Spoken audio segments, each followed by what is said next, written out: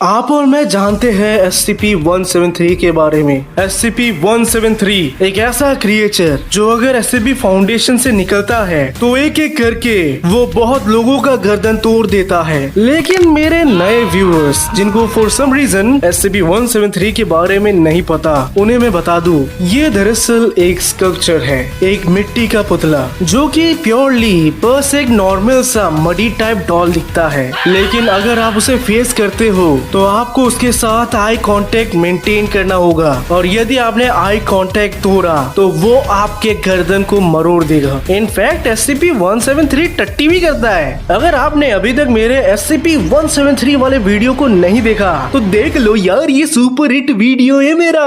आज की कहानी शुरू होती है जेसिका और उसके परिवार से। जेसिका की शादी होती है एक आदमी से जिसका नाम है हेनरी, और उनका एक बच्चा भी है। लेकिन जेसिका अब अपने शादी से खुश नहीं है क्योंकि उसका हस्बैंड बदल चुका है। वेल, हमेशा से ऐसा नहीं था। शुरू में ये दोनों एक दूसरे को बहुत प्यार करते थे। वो हमेशा उसके लिए बुके लाता था। लेकिन बच्चा होने के बाद हेनरी बदल चुका है। वो अपने बच्चे को न पकड़ता है, न उससे बात करता है, न उसे खेलता है। वो ऐसे प्रिटेंड करता है जैसे कि ये उसका बच्चा है ही नहीं। देर रात को वो आता है और टीवी देखकर सोफे पर ही सो जाता है। बेचारी जेसिका इसी के चलते कई दिनों से सोई नहीं क्योंकि वो अकेले ही अपने बच्चे को पाल रही है। जेसिका की हॉबी है मूर्तियां बनाना, लेकिन कई महीनों से वो अपने आर्ट रूम में भी नहीं गई। फाइनली जेसिका ने डिसाइड किया कि वो उससे डिवोर्स मांगेगी। और उस रात जब उसका पति घर आता है तो वो देख पाती है कि उसके शर्ट में एक लिपस्टिक का दाग है, और तो और उसने बहुत पी रखी है। हेनरी फ्रिज से सोडे का कैन निकालता है। जेसिका उसे डिनर के बारे में बोलती है। उसने बोला कि वो बाहर से खा के आया है। हेनरी जा रहा होता है सोने के लिए, तभी वो पूछती है, जेक को गुड नाइट नहीं बोलोगे? वो चीज अभी तक सोया नहीं। चीज? अपने बच्चे को चीज कौन बोलता है? वो सो रहा है, लेकिन तुम उसे जाकर एक बार देख तो सकते हो। बहुत काम करके आया हूँ, बहुत थक गया हूँ, कल देखूंगा उसे। बच्चा है तुम्हारा वो। अरे मुंह चलाना बंद कर और चुपचाप रहे। जेसिका ने डिसाइड कर लिया कि वो बैग पैक करेगी और जैक को लेकर निकल जाएगी। वो कहीं और जाकर एक नई जिंदगी शुरू करेगी, लेकिन हेनरी के साथ नहीं रहेगी। बेबी रूम की तरफ जाते हुए जेसिका इमेजिन कर रही होती है कि हेनरी के बिना उसका लाइफ कितना पीसफुल होगा। वहीं पर वो देख सकती है कि उसके बेबी जेक ने तो उल्टी कर दी है और अभी उसे ये साफ करना होगा। जेसिका उसे गोदी में उठाती है उसके पजामा को चेंज करने के, तभी वो रो पड़ा। ओ स्वीट हार्ट, रोते नहीं है, मैं जल्दी तुम्हें नहला कर तुम्हारे कपड़े बदल दूंगा। क्या हुआ?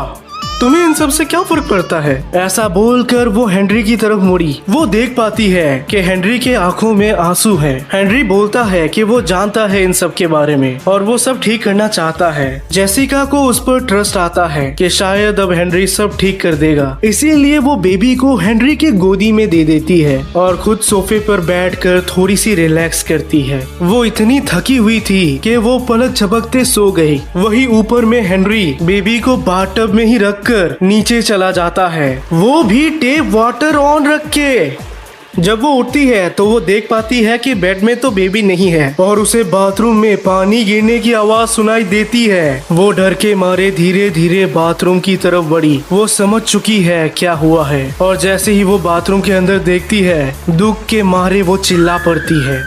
वो सीधे जाती है अपने पति की तरफ। हेनरी सोफे पे सोया पड़ा है। आंसू पोंछकर वो सोचती है कि क्या हेनरी ने उसे बदला तो नहीं लिया, या ये बस एक एक्सीडेंट था। वैसे भी वो नशे में है, लेकिन इन सब का क्या फायदा? उसका बच्चा तो बाथटब में डूबकर मर चुका है। वो काफी टाइम गुस्से से चिल्लाती है और फिर वो नोटिस करती है एक बेसबॉल बैट। तुरंत बैट को जेसिका उठा लेती है और उसने मन बना लिया कि वो क्या करेगी। धीरे धीरे वो बैट को हेनरी के तरफ लाती है और फिर बस वो उसे नहीं छोड़ती। एक के बाद एक वो उसे मारते गई और कुछ ही मिनटों में हेनरी भी मर चुका। कुछ देर में खुद को काबू कर जेसिका देख पाती है कि हेनरी कभी हिलता ही नहीं। वो इतने नशे में था कि वो नशे में ही मर गया। लेकिन फाइनली उसे छुटकारा तो मिला, पर वो अब एक माँ से बन चुकी है एक किलर। जेसिका जेल नहीं जाना चाहती क्योंकि वो नहीं चाहती लोगों को पता चले कि वो एक कातिल है। इसीलिए वो सोचती है कि इसे वो कहाँ दफनाए। घर के यार्ड में तो नहीं दफना सकती वरना पड़ोसियों को पता चल जाएगा। तभी उसके माइंड में आता है एक आइडिया। वो हेनरी के बॉडी को खींच कर लेके जाती है बेसमेंट के अंदर। बेसमेंट के अंदर हेनरी का सर सीढ़ियों पे जाके लगता है। एक सेकंड के लिए वो डर गई कि कहीं उसे चोट तो नहीं लगी, लेकिन फिर उसे याद आया कि ये तो मर चुका है। इसी के चलते वो हंसती है। सीढ़ी से नीचे उतरकर वो बेसमेंट में आ गई। वही बेसमेंट रूम जहाँ पर वो अपना आर्ट का काम करती थी। वो काम जो वो कई महीनों से नहीं कर पाई हेनरी के चलते। रूम के सीधे सामने है एक लोहे का ह्यूमनॉइड फिगर। इस फिगर को जेसिका ने शादी से पहले बनाया था, लेकिन वो इसे कभी कंप्लीट नहीं कर पाई हेनरी के चलते, क्योंकि हेनरी को उस ह्यूमनॉइड फिगर से डर लगता था। और तो और वो जेसिका को आर्ट का काम करते देख नहीं सकता, उसे पसंद ही नहीं। इसे देख जेसिका सोचती है कि इस डेड बॉडी ने उससे उसका बच्चा ही नहीं बल्कि उसका हॉबी भी छीन लिया। जेसिका देखती है कि रूम में सीमेंट पड़ा है, क्यों ना वो उसे ह्यूमनॉइड फिगर के अंदर ही बंद कर दे, वो भी उसके ऊपर सीमेंट लगाकर। फिर उसे कभी हेनरी के बॉडी को दफनाने की जरूरत ही नहीं पड़ेगी। जेसिका खुद को भूल चुकी है, अब वो बस एक आर्टिस्ट है और उसका पति है उसका आर्ट। गाना गाते गाते वो सीमेंट का काम कर रही थी और प्रिपरेशन करते करते वो हेनरी को भी काफी सुना रही थी। वो बोल रही थी कि तुमने मेरे इतने सपनों को छीना, अब तुम मेरे सपनों में ही कैद होने वाले हो, मेरे आर्ट में। हेनरी के बॉडी को उठाकर उसे ह्यूमनॉइड बॉडी में बांधने में उसे बहुत कष्ट हुई, क्योंकि हेनरी की बॉडी हैवी है, लेकिन वो ये काम कर लेती है। अब उसका काम था उसे सीमेंट से ढकना और वो ये काम बाखूबी करती है। करीब 3 दिन तक वो ये काम करती है।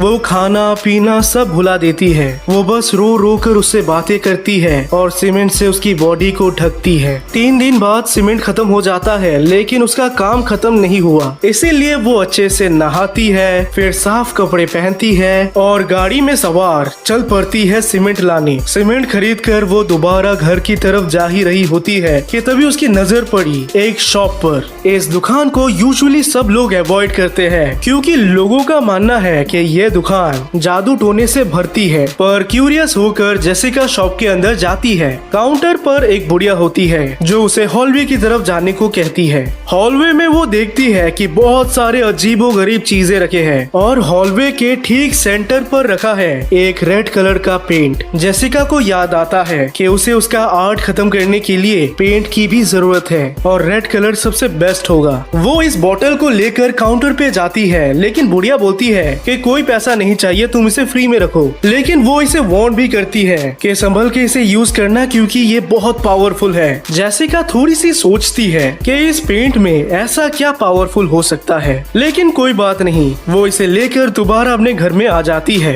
बेसमेंट के सीढ़ियों से उतरने में जेसिका को तकलीफ होती है, क्योंकि वो कई दिनों से कुछ भी नहीं खाई, लेकिन उसे इन सब का फर्क नहीं पड़ता, क्योंकि फाइनली अब उसे आर्ट को खत्म करना है। सीमेंट को पानी में गीला कर वो उसे अच्छे से ढक देती है और फिर वो खोलती है पेंट का बोतल। रेड पेंट से निकलता है अजीब सा बदबू, लेकिन फिर भी वो इसे यूज करती है। ब्रश में पेंट लगाकर वो मूर्ति पे लगाने लगी और कुछ ही मिनटों में उसने पूरे मूर्ति को रेड कलर दे दिया। मूर्ति को कंप्लीट कर जेसिका बहुत रोती है। वही धीरे धीरे मूर्ति भी ड्राई हो रहा है। जेसिका उससे आंख हटाकर नीचे देखती है कि तभी उसने कुछ आवाज सुनी। अचानक से वो देखती है कि मूर्ति उसी की तरफ मुड़ चुका है, लेकिन ऐसा कैसे हो सकता है? ऐसा तो बिल्कुल भी नहीं होना चाहिए। जेसिका कुछ देर तक मूर्ति को घूरती है, लेकिन जैसे ही उसने अपनी पलकें झपकाई, मूर्ति वहाँ से गायब हो गया। वो सोच ही रही थी कि ये हुआ तो हुआ क्या, कि तभी जाने अनजाने में जेसिका ने एक ऐसा चीज बनाया जो खुद ही उसकी मौत का कारण बना, जिसे हम बुलाते हैं SCP-173, और यही है उसकी ओरिजिन स्टोरी।